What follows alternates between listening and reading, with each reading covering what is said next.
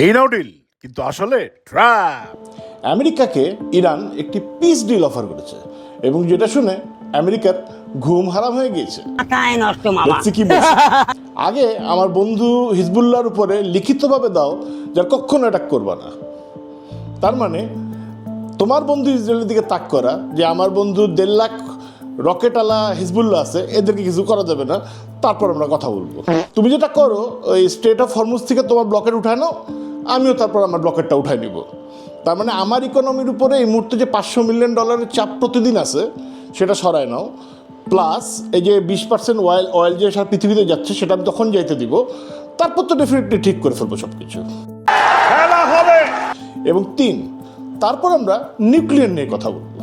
বিজনেসে একটা কথা আছে, যে একটা নেগোসিয়েশনের সিকোয়েন্স কন্ট্রোল করে সেই বিজনেসটাকে কন্ট্রোল করে।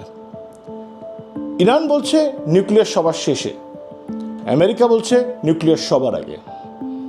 এখানে কিন্তু ব্যাপারটা খুব ক্লিয়ারলি আপনি বুঝতে হবে যে ইরান কি খেলাটা খেলতে চাচ্ছে। এটা কোনো পিস প্রপোজাল না, এটা চেস গেমে চেকমেট দেওয়ার আগে অপরণকে বলা মামা চাল দাও তো দেখি। ইরান নেগোসিয়েশন করতে আসে নাই, Iran is here to win এবং ওরা জিতেই যাবে। What do you think? জানান আপনার অপিনিয়ন। আমি বিশ্বাস করি না।